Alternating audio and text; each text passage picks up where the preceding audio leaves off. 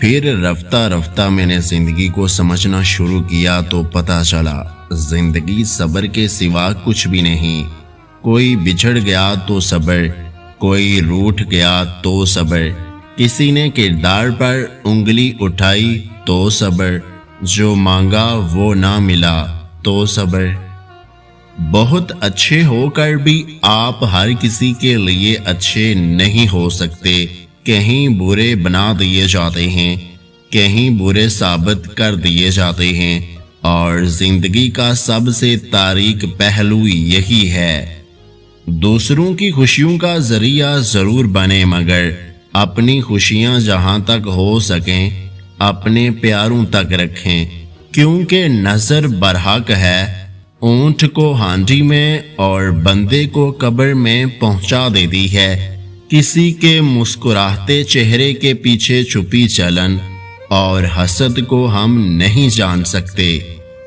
صرف غلط ہونے پر وضاحتیں نہیں دی جاتی۔ کئی بار ہم وضاحتیں اس لیے دیتے ہیں کہ سامنے والا ہمیں عزیز ہوتا ہے۔ بوجھ صرف غلطیوں کا نہیں، چاہتوں کا بھی ہوتا ہے۔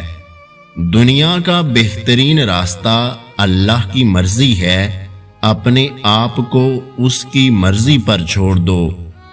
کچھ برا ہو جائے تو اس پر غم زدہ نہ ہوں۔ آپ نہیں جانتے کہ آپ کے حق میں کیا اچھا ہے، وہ اللہ جانتا ہے۔ وہ آپ کے ساتھ غلط کر ہی نہیں سکتا۔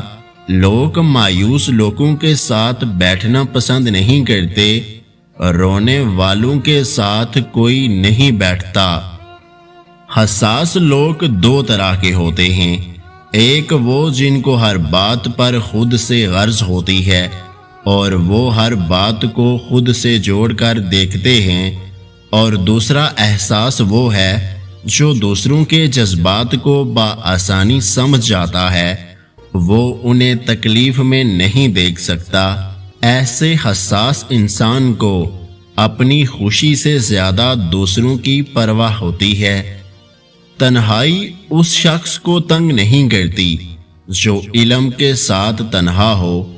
جو بھی ہو کتابوں کو تسلی کے لیے استعمال کرتا ہے، وہ کبھی غمگین نہیں ہوگا۔